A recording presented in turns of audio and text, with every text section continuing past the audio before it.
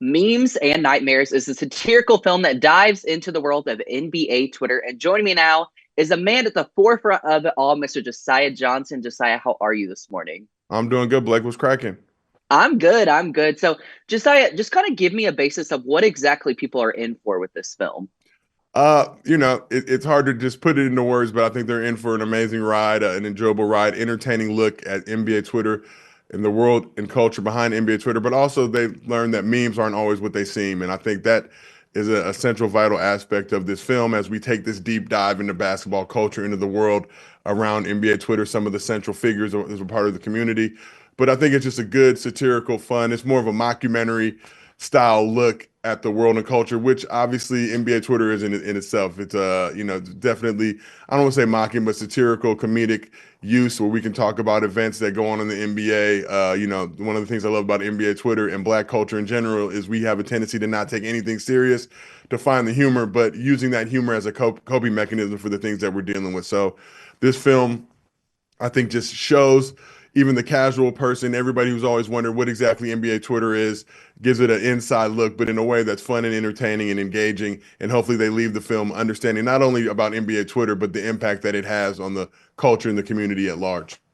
Yeah, well, and you are like a basketball super fan, and that's probably not even doing it justice. You're probably like a step above that. So, what's it like for you, kind of getting to shine this light on something that you've loved for so long and letting people into this world of the social media side of sports? I mean, for me, it was very cool. I'm obviously super protective of the community. I consider myself an elder statesman in the NBA Twitter world now. NBA Twitter's been around for about 15 years, really sparked and grew during the lockouts back in 2011. But what I love about NBA Twitter is so many people that I've gotten to meet along the journey in 2010, 11, and on through who have now utilized this platform, myself being a shining example of that, been able to utilize NBA Twitter to leverage and create opportunities for themselves. So I was doing a ton of stuff before I started using NBA Twitter, before I joined that community. But now a lot of the stuff that I have now, a lot of the career that I've carved and shaped has been as a result of NBA Twitter. So I think, you don't need, there's no manual, there's no, like a registration or entry form that you have to fill out to be able to join NBA Twitter. You just kind of go do it.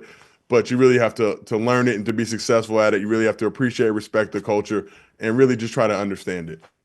Yeah, it's interesting you say that because I know that, like social media groups and sub communities on different outlets are becoming more and more of a thing. So, would you say that you have to kind of like have this big knowledge of NBA or basketball in general to maybe appreciate the group and also appreciate the film, or what's kind of your stance on that?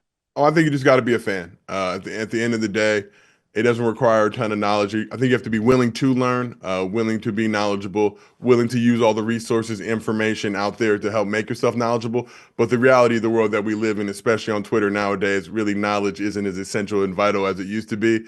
You can really blurt out whatever you want, and as long as there's people that'll believe it, they will help elevate and propagate that stuff. So yeah, I think for me, like definitely learning and growing is an essential part of it. Just trying to be willing to learn. There's tons of resources available, but at the end of the day, NBA Twitter is whatever you want it to be. It's your own blank canvas, so you can go out there and create whatever version of NBA Twitter that you want.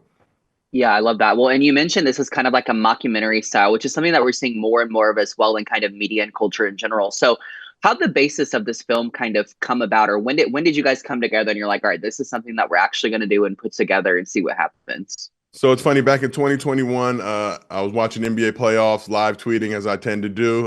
It's kind of my creative release, one of my passions. Got the attention of LeBron James. He saw a tweet that I posted, was a fan of it, ended up calling me the GOAT. We ended up following each other. A little bit later down the road, his company Spring Hill reached out, said they were interested in doing an NBA Twitter style documentary or mockumentary, and they thought I'd be the perfect person to do it. I agreed. So, throughout this process, just working with the amazing team over at Spring Hill, the amazingly talented Jamel Johnson, who's my co-star in the film, also very active in NBA and WNBA Twitter. CJ Toledano, who's another close friend of mine, used to be the creative director over at Bleacher Report, another vital active member of NBA Twitter, being able to come together, work with these people, and just really help, formulate and figure out something that could tell the story in the vein of how I approach life, and it's with a very lighthearted, comedic tone. I just appreciate every moment. But yeah, it's been over 3.5 years in the making, and now we are finally reached the finish line with Memes and Nightmares, premiering February 20th, streaming exclusively on Hulu. I got to do my promo stuff. You got to do it. Hey, one final question for you, Josiah. What do you hope maybe people take away, just briefly, what do you hope people take away from this film?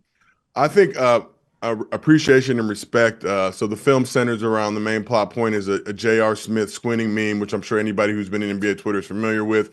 It goes missing, and we go on a hunt to try to find it. Along the way, we actually end up being able to meet with J.R., talk with J.R., and get his perspective and see how that meme has impacted him in his own life. So I think for all of us is just to have a little bit more grace, a little bit more humility, and a little bit more respect, and understand that these memes aren't just things that you post on Twitter or post on social media platforms. People are actually impacted by them. That's something I've learned along my way and along my journey, and that's something I hope that other people learn as well. Yeah, well, I can't wait to check it out. Sounds like a good kind of fun watch, if you will, especially nowadays. So, Josiah, thank you so much for your time. Memes and Nightmares coming to Hulu. Check it out. All right, thank you so much. Appreciate you, Blake.